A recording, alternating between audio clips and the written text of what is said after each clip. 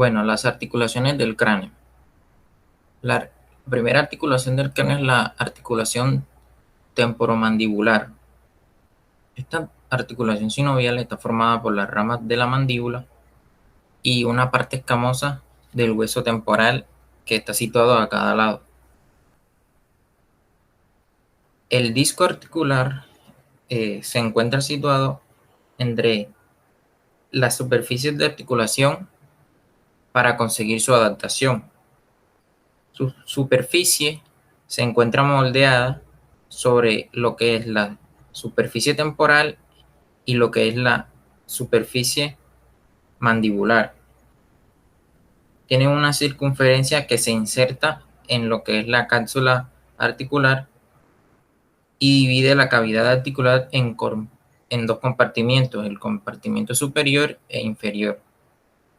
Lo que es la cápsula articular es gruesa y fuerte y está reforzada por dos ligamentos, lo que sería el ligamento lateral, que está formado oblicuamente y cruzar lo que sería la parte rostral de la superficie lateral, y el ligamento caudal, el cual es una banda elástica insertada dorsalmente en las apófisis y ventralmente en la línea existente sobre lo que sería la cara caudal.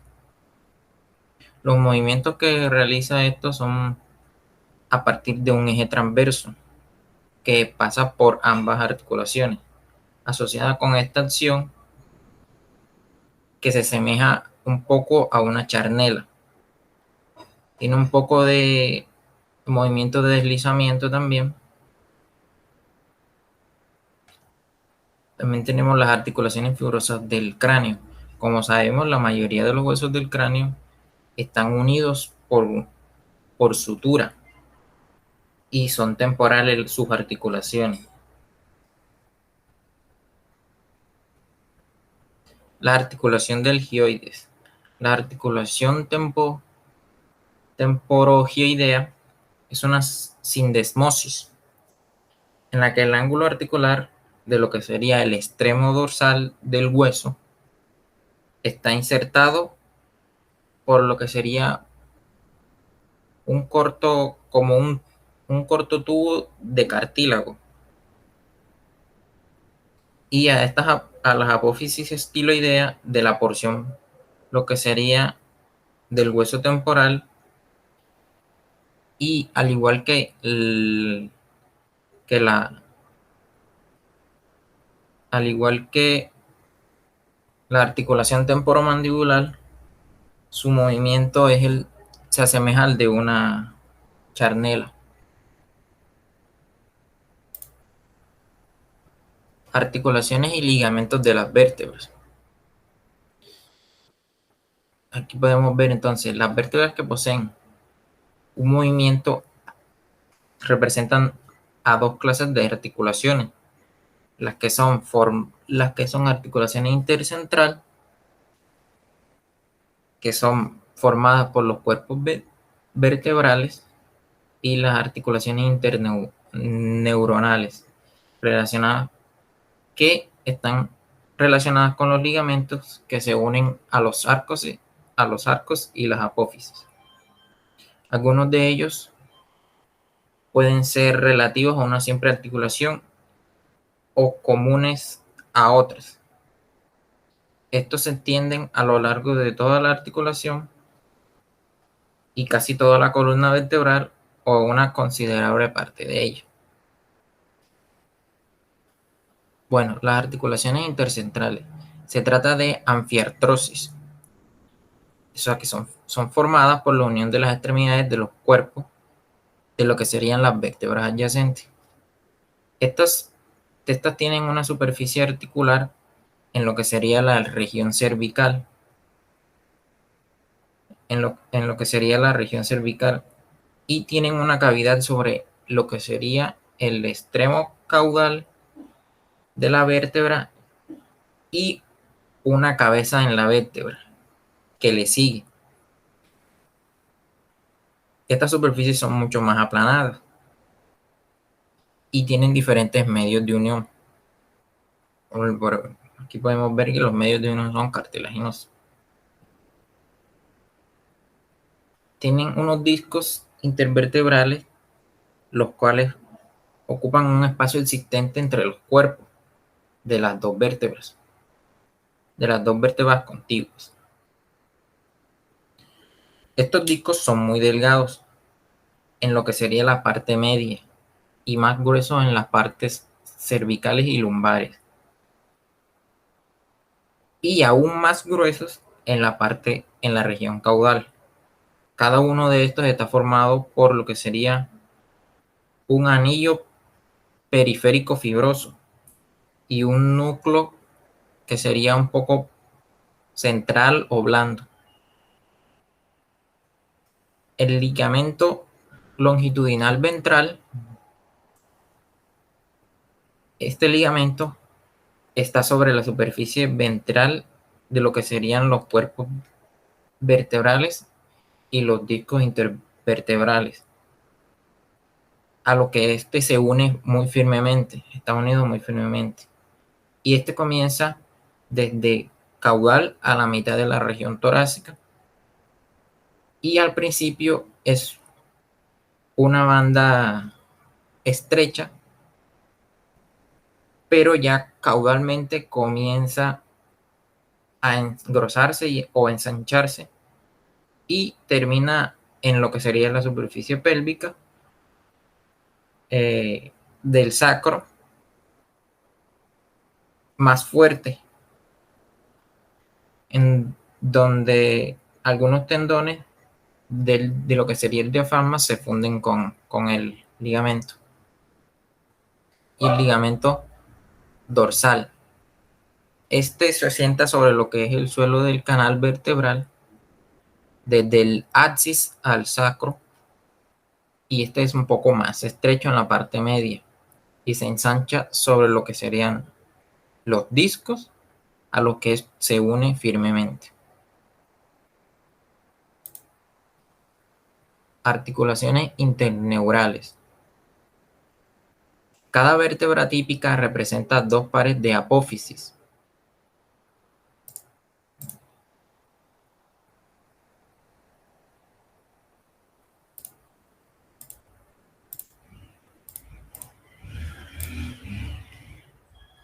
Articulaciones interneurales. Cada vértebra típica presenta lo que serían dos pares de apófisis articulares.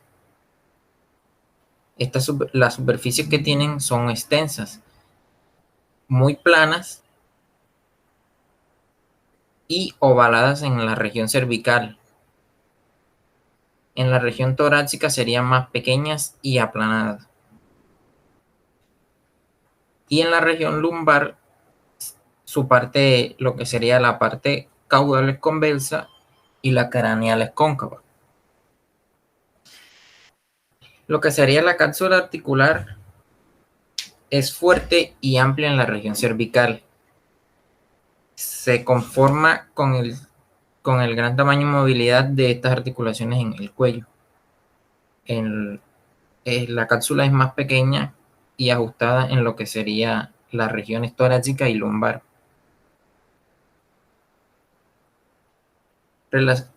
Con estas articulaciones están relacionados los ligamentos que serían los ligamentos amarillos,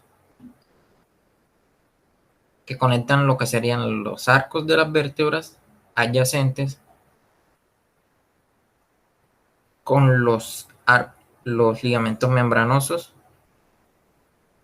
y que son formados básicamente por tejido elástico. Ahí tenemos el ligamento supraespinoso, que se extiende de que sería el ligamento supraespinoso, que se extiende básicamente de que sería el occipital de lo que sería el sacro, y forma un fuerte cordón de tejido fibroso. En el cuello y la cruz está muy modificado para formar el ligamento de lo que sería la nuca. Ligamento de la nuca.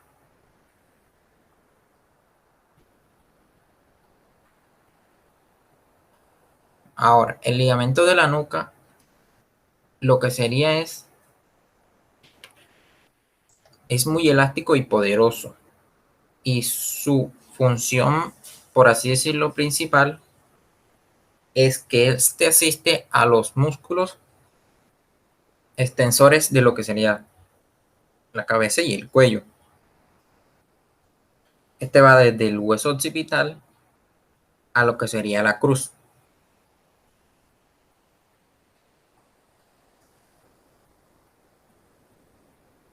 Este está formado por dos porciones, lo que sería la funicular y la laminar. La funicular surge de una protuberancia occipital externa y se va a insertar en los somitos de las espinas vertebrales de la cruz. En caninos, esto surge desde la espina del axis hasta los somitos. Debajo de este ligamento vamos a encontrar lo que son dos bolsas cerosas en lo que sería ya el animal adulto. En los jóvenes estas dos bolsas no se encuentran. Lo que es la bolsa atlantoidea, que se asienta entre el ligamento y el arco dorsal del acra, y la bolsa supraespinosa, que está sobre la segunda espina torácica, en un espacio que hay entre la parte funicular y laminar. Esto está ocupado más que nada por grasa y tejido conectivo. Y es muy común encontrar bolsas irregulares.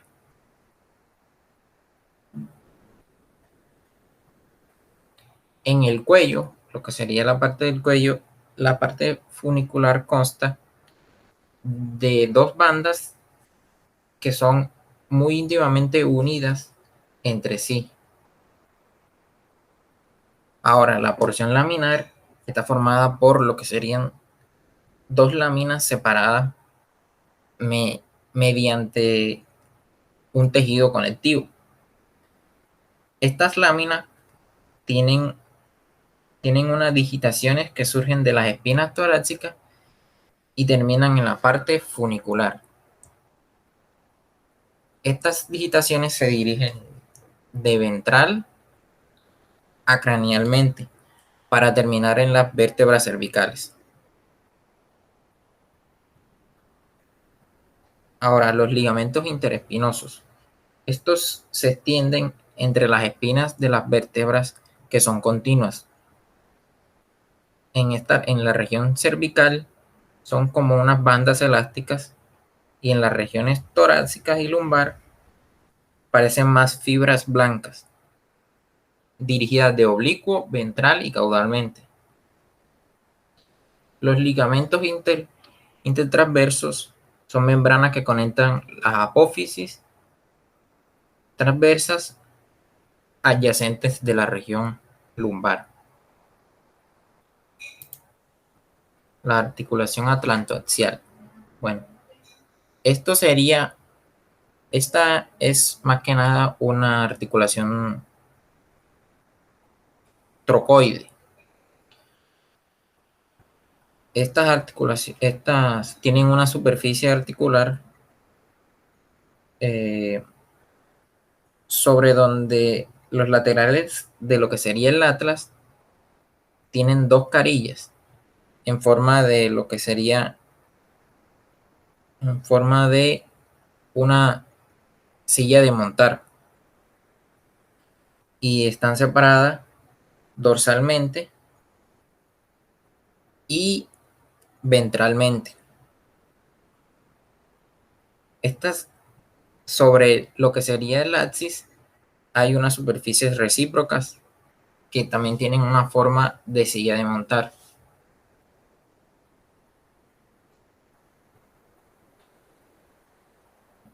Por encima de lo que sería las apófisis odontoides y que concluye en su cara ventral. La cápsula articular de esta articulación atlantoaxial es una que está unida alrededor de lo que serían los bordes de las superficies articulares. Esta es muy laxa y es lo suficientemente amplia lateralmente para permitir los movimientos extensos que realiza. También tiene una membrana que le sirve de refuerzo, que está situada dorsalmente. Ya no está lateralmente, sino dorsalmente. Y esta lleva su nombre sería membrana tectoria. Existe también otra banda fibrosa blanca que empieza desde el tubérculo ventral del atlas para unirse por dos ramas sobre la espina ventral de lo que sería el axis. Los ligamentos interespinosos son formados por lo que serían dos bandas elásticas que empiezan desde el arco dorsal del atlas hasta la espina del axis. Estos ligamentos son longitudinales, son cortos, muy fuertes y algunas veces tienen una forma muy particular. Se extienden desde la superficie dorsal cóncava y rugosa de la apófisis odontoide. Se va ensanchando cranealmente hasta que llega a una zona rugosa transversa de la superficie interna de lo que sería el arco ventral del atlas. Los movimientos que realizan estos giran alrededor del axis y el eje de rotación pasa por lo que sería el centro del cuerpo de la última vértebra. La articulación atlanto-occipital. Esta articulación se puede clasificar como un gínglimo, o sea, son superficies articulares, por decirlo así, tienen dos cavidades ovales profundas en el atlas y tienen los correspondientes cóndilos del occipital. Estas superficies articulares son oblicuas, se aproximan mucho a lo que sería la línea media, pero se separan por un intervalo considerable. En esta articulación existen dos cápsulas articulares que ventralmente se rozan o se comunican, sobre todo en los animales ya viejos. También tienen una membrana atlanto-occipital dorsal que se extiende desde lo que sería el arco dorsal del atlas al borde dorsal del foramen magnum. La membrana atlanto-occipital ventral se extiende desde lo que sería el arco ventral del atlas a lo que sería del foramen magnum el borde ventral. Esta es delgada, esta es más delgada que la membrana dorsal. Ahora, los ligamentos laterales. Los ligamentos laterales son dos bandas cortas que se unen con lo que serían las cápsulas. Cada una de estas unida a lo que sería cerca del foramen interventral, a lo que sería el borde del atlas. Y su superficie articular está más unida a la apófisis yugular del hueso occipital. Los movimientos que realiza esta articulación son de flexión y extensión, pero también es posible un poco de movimiento lateral.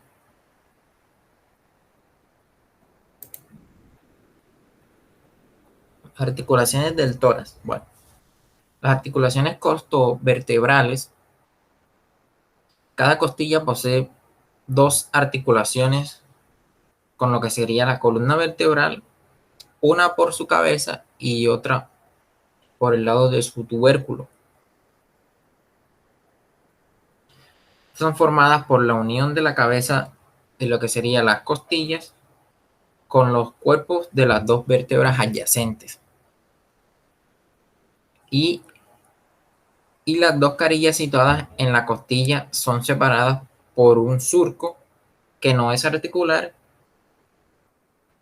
y que, eh, por decirlo así,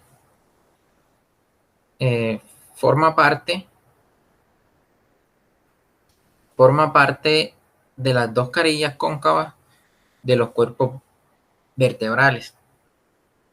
La cápsula articular aquí es, es muy gruesa y cubierta por los ligamentos, por el ligamento radiado, que este se entiende desde el cuello de la costilla hasta lo que sería los cuerpos ventrales y discos intervertebrales. El ligamento intraarticular, que es ausente en la primera articulación y se une al surco que posee la cabeza de la costilla. Este cruza transversalmente el canal vertebral y se divide bajo el ligamento longitudinal en dos ramas. Una, una que se une a lo que sería el cuerpo de una vértebra craneal y otra que es, más o menos se cruza de la cabeza de la costilla y se une a lo que sería el disco intervertebral. La cavidad articular se divide en dos compartimientos por el ligamento intraarticular.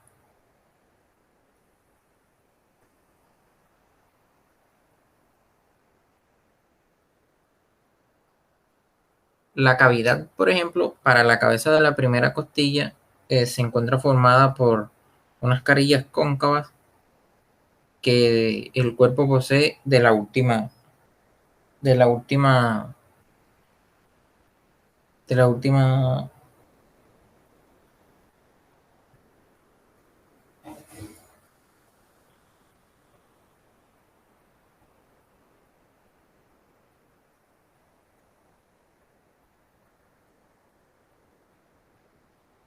de la última vértebra cervical y de lo que sería la vértebra T1. Los movimientos que principalmente realiza esta articulación son los de rotación, ya que se rota alrededor de su eje al conectar los centros de la cabeza y del tubérculo, de la costilla. Ese movimiento es mucho más limitado en la parte craneal, pero es mucho más amplio en la parte caudal. En el caso de lo que sería la primera costilla, este movimiento está aún más extremadamente limitado. Significa que en esta parte el movimiento es casi nulo o leve, pues muy leve. Esta es muy laxa y es lo suficientemente amplia lateralmente para permitir los movimientos extensos que realiza. También tiene una membrana que le sirve de refuerzo, que está situada dorsalmente. Ya no está lateralmente, sino dorsalmente. Y esta lleva su nombre sería membrana tectoria.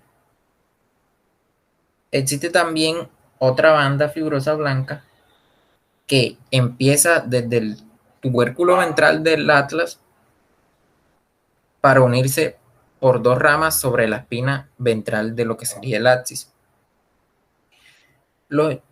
Los ligamentos interespinosos son formados por lo que serían dos bandas elásticas que empiezan desde el arco dorsal del atlas hasta la espina del axis. Estos ligamentos son longitudinales, son cortos, muy fuertes y algunas veces tienen una forma muy particular. Se extiende, Se extienden desde la superficie dorsal cóncava y rugosa de la apófisis odontoide. Se va ensanchando cranealmente hasta que llega a una zona rugosa transversa de la superficie interna de lo que sería el arco ventral del atlas.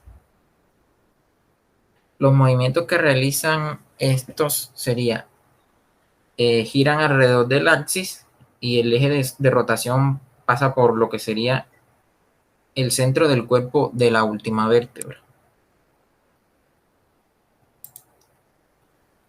La articulación atlanto-occipital. Esta articulación se puede clasificar como un gínglimo, o sea, son superficies articulares, eh, por decirlo así, tienen dos cavidades ovales profundas en el atlas y tienen los correspondientes cóndilos del occipital. Estas superficies articulares son oblicuas, se aproximan mucho a lo que sería la línea media, pero se separan por un intervalo considerable. En esta articulación existen dos cápsulas articulares que ventralmente se rozan o se comunican, sobre todo en los animales ya viejos. También tienen una membrana atlanto-occipital dorsal que se extiende desde lo que sería el arco dorsal del atlas al borde dorsal del foramen magnum.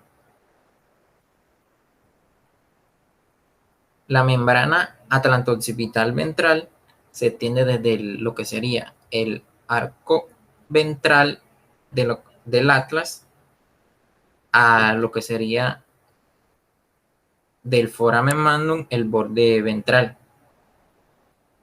Esta es delgada, esta es más delgada que la membrana dorsal. Ahora, los ligamentos laterales. Los ligamentos laterales son dos bandas cortas que se unen con lo que serían las cápsulas. Cada una de estas unida a lo que sería cerca del... se funde con unos ligamentos colaterales. Esta también, eh, esta también se halla adherida a los tendones de los músculos que surgen del extremo del húmero, del extremo distal del húmero o en la terminación proximal del radio. En este existen dos ligamentos colaterales, lo que sería el ligamento colateral medial, que está insertado proximalmente en una eminencia que se encuentra en el epicóndilo medial del húmero y divide dos partes: la larga o parte superficial y la profunda o parte corta, esta está insertada en la tuberosidad medial del radio. Ahora, el ligamento colateral lateral es corto y fuerte y se inserta lo que sería aproximadamente en la depresión que existe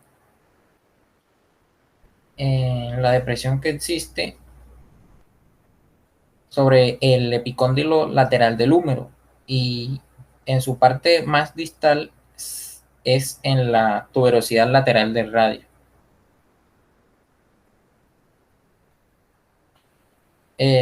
Los movimientos.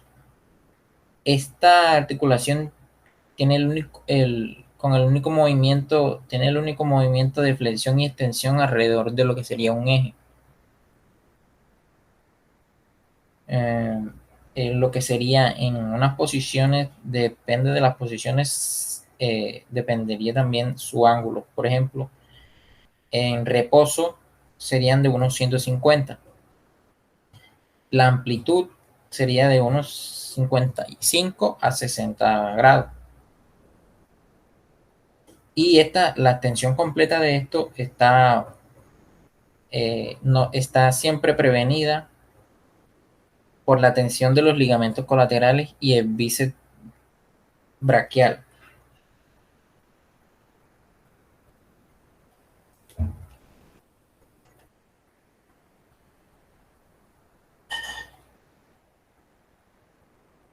La articulación de la mano o articulación carpal. Eh, Estas son unas articulaciones que se consideran juntas en un conjunto solamente. Y son articulaciones que se encuentran entre los huesos carpales, básicamente por tres articulaciones principalmente. Lo que sería la articulación anterobrachiocarpal, la articulación intercarpal y la articulación carpometacarpiana. Estas articulaciones proximal y media pueden ser consideradas como clínicos, aunque, aunque no son un ejemplo muy típico. La articulación de la parte distal es plana, articulación y eh, además formadas entre lo que serían los huesos adyacentes de la primera fila. Todas estas van a formar una articulación compuesta con lo que serían numerosos ligamentos. Ahora, la cápsula articular eh, en su parte fibrosa es muy común a las tres articulaciones. Se insertan muy cerca del borde de lo que sería la cara articular del radio y del metacarpo.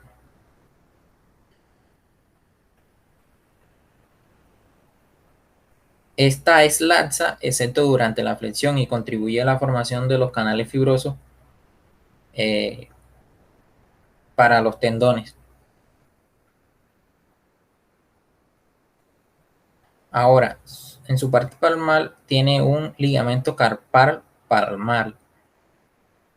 Este ligamento es muy grueso y denso y está íntimamente unido a los huesos de lo que sería el carpo y nivela algunas irregularidades que tiene el esqueleto. Lo que sería el ligamento carpal colateral lateral está insertado en las apófisis estiloideas del radio, y el ligamento carpal colateral medial es más fuerte y ancho, y distalmente está unido a las apófisis estiloideas medias del radio y termina distalmente en el extremo proximal del segundo y tercer metacarpianos.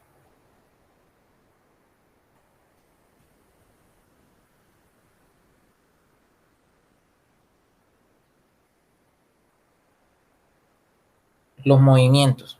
Bueno, los movimientos de, son principalmente de flexión y extensión. En lo que sería la posición de descanso, eh, se encuentra más extendida. Y cuando se flexiona, eh, puede producirse unos ligeros movimientos transversales y de rotación. Bueno, la articulación metacarpofalángica, esta articulación es del menudillo y también es un cínglimo. Está formado por lo que sería la unión distal del metacarpiano y el extremo proximal de la falange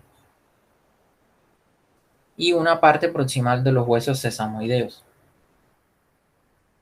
Su superficie articular es casi cilíndrica en cuanto a lo que sería su curvatura, ya que es muy curvo. Pero esta se encuentra dividida en dos partes, que son ligeramente distintas.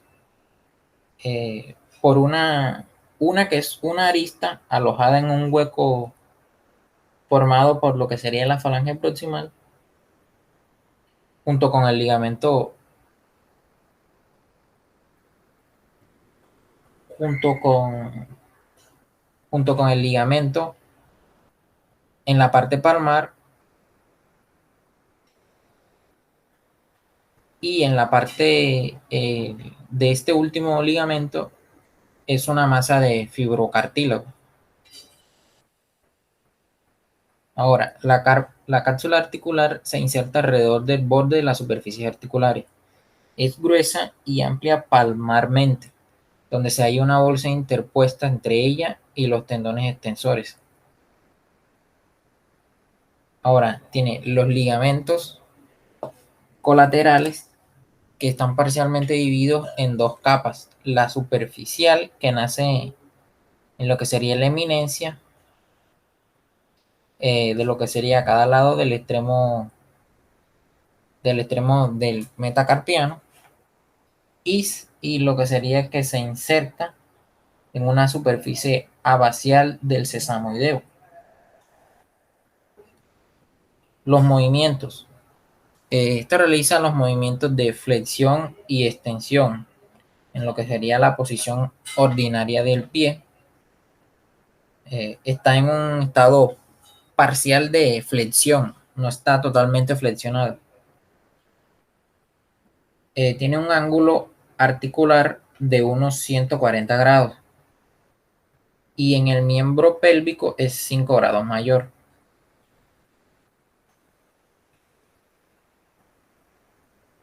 Bueno, la articulación interfalángica proximal.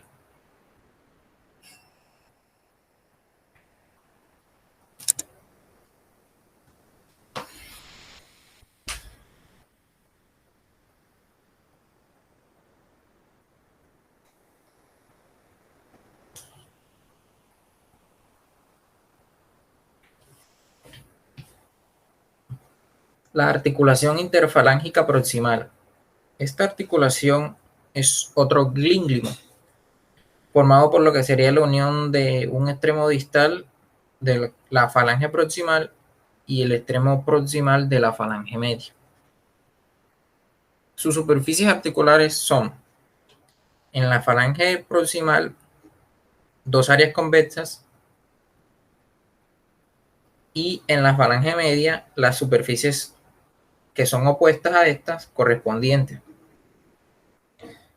Lo que sería la cápsula articular está unida en su parte dorsal sobre ambos lados con el tendón extensor de los dedos y los ligamentos colaterales respectivamente. Ahora, existen dos ligamentos colaterales y cuatro palmares. Los ligamentos colaterales son como bandas cortas, muy fuertes, que están proximalmente sobre las eminencias y depresiones existentes a cada lado del extremo distal de la falange proximal. Los ligamentos palmares son unas bandas que son pares y otras pares, unas centrales y otras laterales o mediales, que se insertan en la parte distal del borde palmar del extremo proximal de la falange media. Los movimientos aquí son muy limitados y solo se puede de flexión y extensión.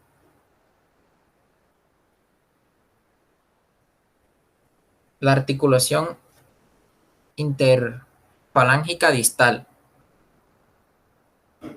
Bueno, esta es una articulación también en glínglimo, que está formada por la unión de la falange media distal y el hueso seisamoideo distal. Tiene su superficie articular es que del extremo distal de la falange media es convexa y en dirección sagital cóncava. La superficie articular de esta falange se inclina proximal y dorsalmente. Su parte central es más prominente y está unida por dos cavidades glenoideas.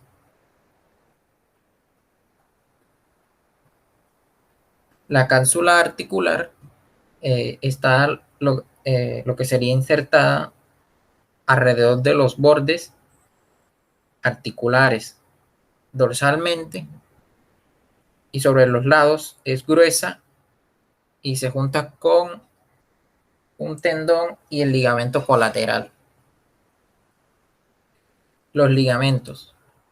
Los ligamentos colaterales son bandas cortas y fuertes que se encuentran proximalmente en las depresiones de los lados de lo que sería la parte distal de la falange media. Además, se encuentran cubiertos por el cartílago de la falange distal y se ensanchan distal y terminan en las depresiones de lo que serían ambos lados de la apófisis. Los ligamentos sesamoideos colaterales son bandas también muy elásticas muy fuertes que forman lo que sería un aparato suspensor. El aparato, el ligamento sesamoideo impar distal refuerza lo que sería distalmente la cápsula. Como todos los glínguimos, principalmente los movimientos son de flexión y extensión. Y en una posición estática, la articulación se encuentra extendida. Ahora, la articulación tibioperonea. Esta articulación está formada por lo que sería la cabeza del peroné, que se articula con la carilla inmediatamente distal. Esta cápsula articular es fuerte y cerrada. El cuerpo del peroné está insertado en lo que sería el borde lateral de la tibia.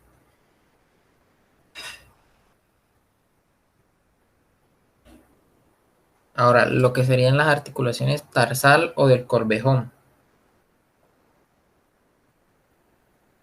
Estas articulaciones óseas están compuestas de las siguientes articulaciones.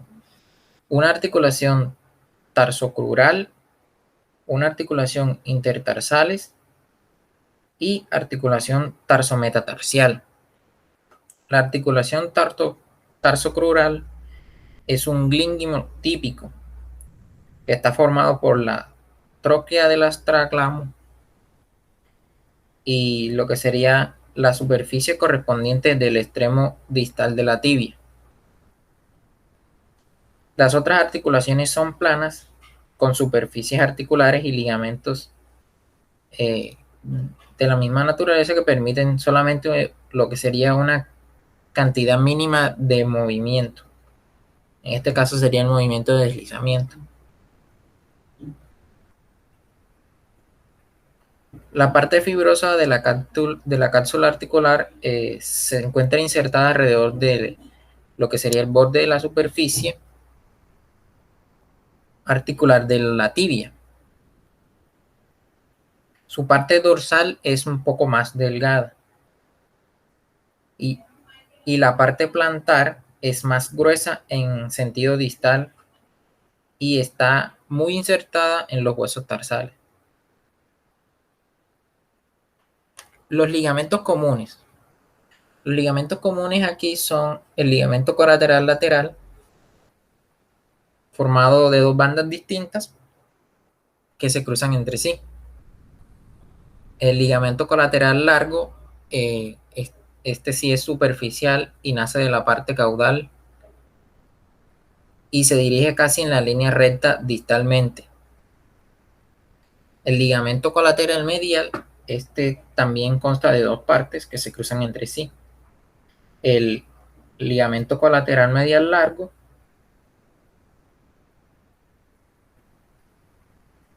Ahora, el ligamento colateral medial corto está cubierto en gran parte por el largo y se tiende desde la parte craneal del maleolo medial y algo distalmente. Se divide en dos ramas. Ahora, el ligamento tarsal plantar. Esta es una banda fuerte y plana que cubre lo que sería la parte lateral de la superficie plantar del tarso. Este está insertado en la superficie plantar del calcaneano, cuarto tarsiano y al extremo proximal del cuarto metatarsiano. El ligamento tarsal dorsal es una lámina triangular que está unida a lo que sería proximalmente a la tuberosidad distal existente sobre lo que sería la cara medial y que se extiende sobre los huesos tarsianos central. El ligamento especial tiene un número considerable de bandas cortas que se conectan con los huesos adyacentes del tarso y el metatarso. Algunas de estas bandas se distinguen con bastante facilidad, mientras que otras son algo más difíciles de mirar.